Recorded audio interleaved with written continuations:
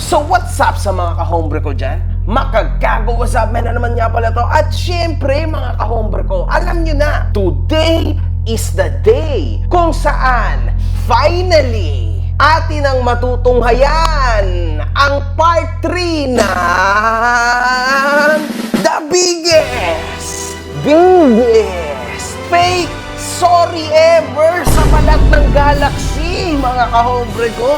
The biggest, kahit nagsosorry ka, may kasama ka pa rin. Ba't gano'n? Akala ko ba matapang ka? The biggest clown sa balat ng social media Philippines, mga kahombre ko. Yana, the pretender. Palakpakan si Gasole! Hombre ko, follow nyo rin ako sa Facebook page ko. Para sa mga hindi pa nakakasubaybay or nakasubaybay, eto na po ang ating part 3. So meron tayong part 1 and part 2. Dedicated sa topic na ito. Sobrang init. Nagsimula ito sa isang babaeng motovlogger na nakipag-initan sa isang pick-up driver na dumating sa punto na persona non grata ito. Hindi tayo masyadong sure. Pwede ring fake, pwedeng hindi. Pero at the end of the day, for sure, gagawin po yan ng Zambales. Sure yan, mga kahombre ko. Kakasuhan at halos maubos ang mga followers nito sa kanya ring kagagawan dahil siya rin mismo ang nag-upload ng ikakawasak niya. Iba to, mga kahombre ko. Imagine ninyo, siya yung gumawa ng ikakasira niya. Self-destruction. Anyway, mga kahombre ko, sa lahat po ng mga kaganapan na ito, nadadamay po dito si Senator Joseph Victor Ejercito. Dahil sa mga kaganapan, makikita natin na nagkaroon ito ng isang post kung saan ay kasama pala nito si Yana sa panahon na nangyari ang mga kaganapan. Nakapagresulta ito ng sari-saring bash sa kanya at nadadamay ito sa mga issue. Mainit to, mga kahombre ko. And actually, to tell you the truth, for sure, hindi po gusto o ginugusto or ginusto ni Senator Ejercito ang mga kaganapan na ito. Lalong-lalo na po at malapit ng eleksyon, mga kahombre ko. So, hindi niya kasalanan na nandun siya sa situation na yon for me, ha? Hindi ko alam kung saan nanggagaling ang galit ng mga tao, no? Madalas din pong tinatanong, mga kahombre ko, ng mga tao, yung ginawa niyang aksyon para do sa MMDA official na si Sir Go. Kung maalala natin, yan din po ay pinag-initan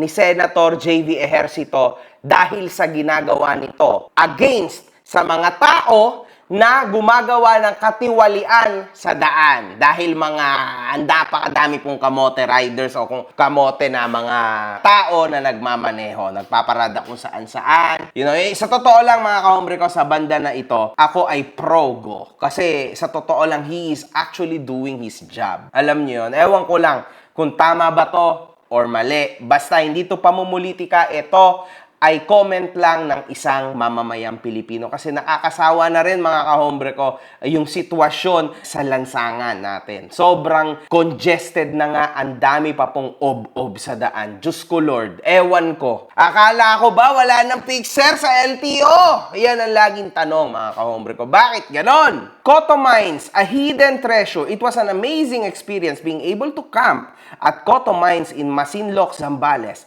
Last ko, I think I was still a Boy Scout. The ride going to the site was a 28-kilometer off-road, which I enjoyed immensely with my Ducati Desert. Was so overwhelmed by the beauty of this place upon seeing it. The lush forest, the turquoise water, the serenity of the place makes you feel one with nature. Binati niya dito yung organizer na si Rendon Labador. Great bonding with motovlogger friends. Nandito din yung Yana. Now, mga kahombre ko, mapapansin po natin, nabanggit dito ni Senator na kasama niya si Yana sa mga kaganapan na ito. So, kasama po siya doon sa Zambales, okay? Samantala, dito naman sa post niya, bigla na po siyang nagmalinis. Nadadamay nga siya, so kailangan niya magmalinis. Diba? Binabatuhan siya ng dumi, kailangan niya magmalinis. Tama? Ganun lang yon mga kahombre ko. Dahil dito, nagawang basagi ni Senator Ejercito ang kanyang katahimikan at nagbigay ito ng isang mensahe ukol sa nasabing insidente, mga kahombre ko. Kasi makikita din natin, no, na dinudumog din to kasi comment yung Yana doon sa post ni Senator Ejercito. Nice meeting you again, Senator JV Ejercito. Kita-kits. Yun po ang naging comment ng Yana kay Senator.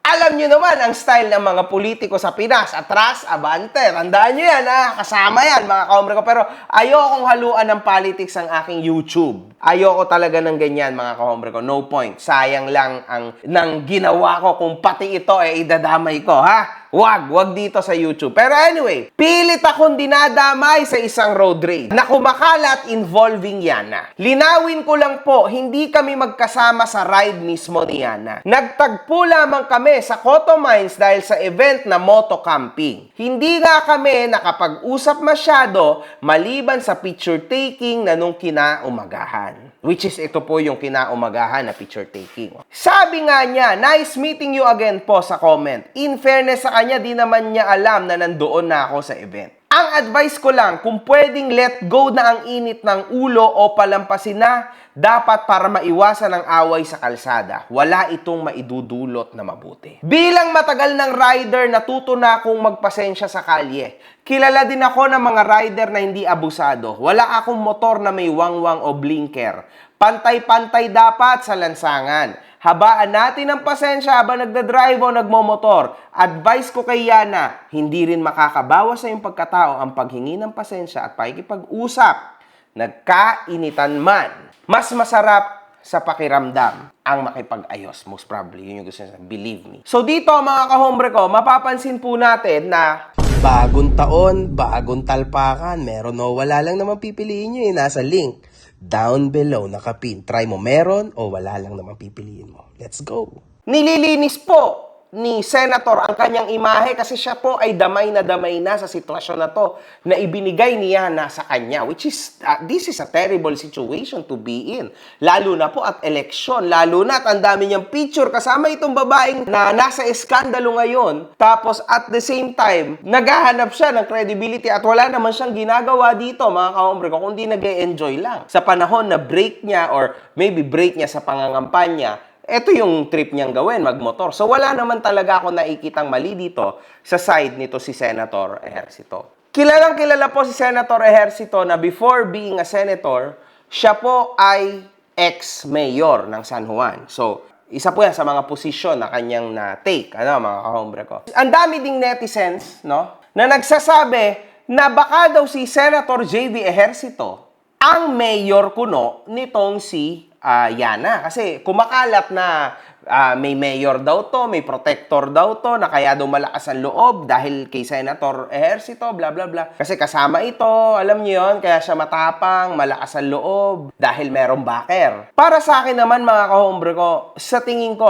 kung kahit ako maging senator, kunwari, hindi ko babakapan tong ganito, mga kahombre ko, kasi I am actually risking my entire career. Is this worth it? Siguro kung anak ko to, mga kahombre ko, no? Eh di okay lang na i-risk ko yung pagiging senator ko, di ba? Na kumbaga, bahala na anak ko to, di masama na ako sa eskandalo, tama? Wala na akong magagawa doon, anak ko yan Pero I don't think na si Senator Ejercito, kunwari example, mga kahombre ko, assumption lang, hindi naman to totoo, no? Kunwari ako, senador ako, may babae ako. Siyempre, mga kahombre ko, hindi ko i-risk ang aking karir para doon sa babae ko. Kasi una sa lahat, papaano ko pa yan mababayaran kung wala na akong trabaho?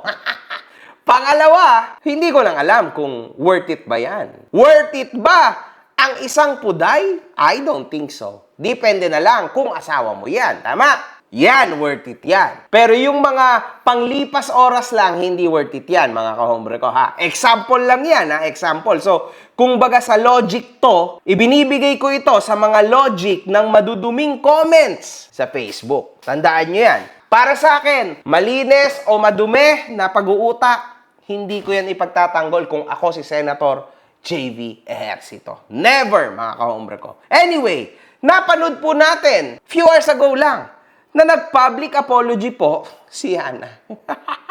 So, I would like to take this opportunity to say sorry to Kuya Jimmy for what I've caused. And of course, as well as to those people who got dragged into the issue. Sorry din po sa citizen of Zambales, the riding community, especially the off-road community. This issue is all on me. I'm still learning. This one especially the hard way. I promise to be more patient next time, especially on the road. And I'll listen to my ates and kuyas more. Kaso lang, ang una pong lumabas sa video bago pa man din ang lahat ay itong motovlogger na si Boss Carl.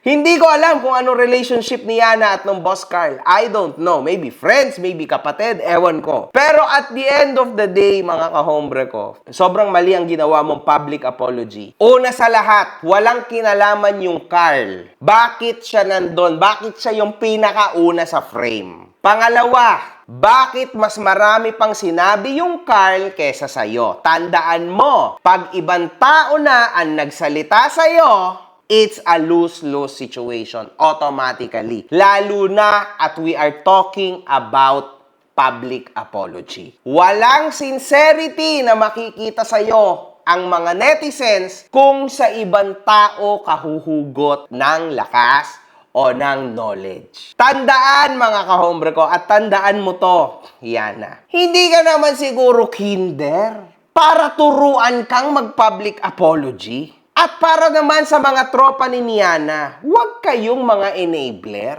Huwag niyong ipagtanggol ang mali. Kasi halatang halata na hinaharangan, sinishield niyo siya eh. Yan yung isa sa mga motibo kung bakit lumalaki ang ulo ng mga tao. Dahil meron at merong pumoprotekta. Hindi po yan magmamatured kung itutuloy nyo yung ganyang klase ng mindset.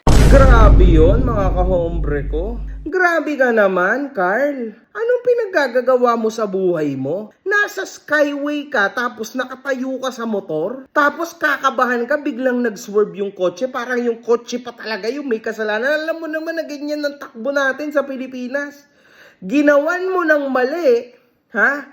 Yung isa pang mali, di game over na talaga. Wala na talaga sigurong katapusan ng mga mali-mali dito. Ibinidyo mo pa yung katangahan mo. Diyos ko, mga kahombre ko, ano ba naman to? Tinan nyo ang sabi ng mga netizens, mali naman po kasi nakatayo ka, tas di ka pa nakahawak sa manibela. You're a danger to yourself and sa kapwa motorista mo kahit low speed yan at naka-cruise control. Always expect the unexpected. Yan ang totoong mentalidad ng isang rider. Diyos ko, ganyan na pala pag naka-big bike, pwede nang nakatayo. Dapat name mo inutil Carl eh. Di ba mga kahombre ko, ano to? If someone sends this to the LTO, for sure fine to.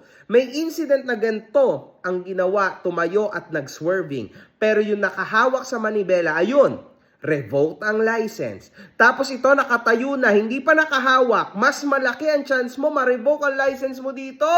Grabe yan, Carl. Ano to?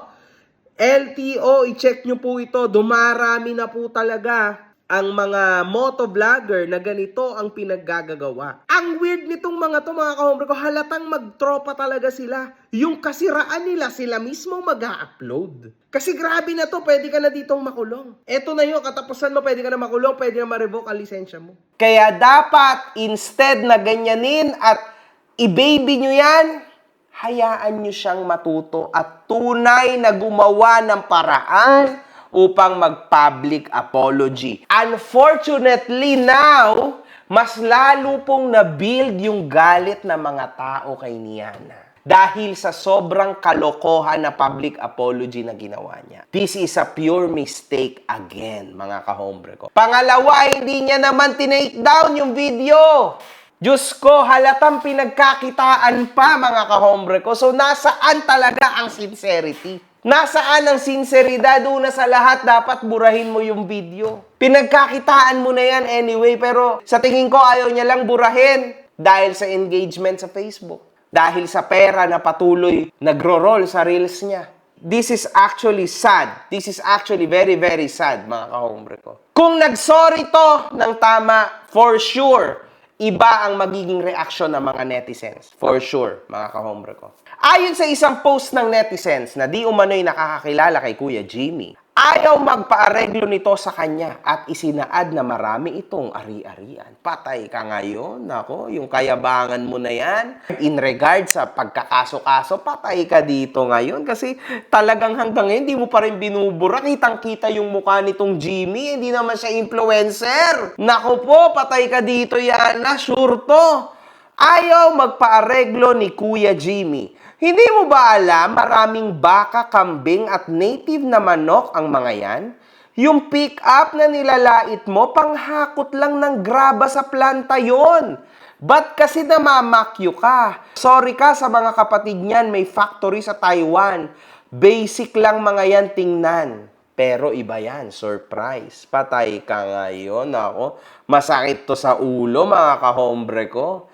Yan ang problema. Kasi hindi naman lahat ng nakikita nyong basura, busabos lang dumamit, basura, busabos lang ang gamit na sasakyan, automatically wala nang kwenta sa buhay. Wag, do not judge them people sa ganung paraan, mga kahombre ko, okay? Talaga sa totoo lang, the more na tumataas ka sa buhay, the more na lalong normal ka. The more na lalong nawawala yung mga alahas, nawawala yung maayos na kotse. Kasi alam mo, you know for sure na meron ka talaga. So, hindi mo na kailangan patunayan ng sarili mo kahit kanino. Delikado ka dito, Yana. I think kakasuhan talaga siya dito, mga kahombre ko. Good luck sa karir! At sana gumawa ka pa ng kabulastugan para umabot po tayo ng part 4. One love! Good fucking vibes!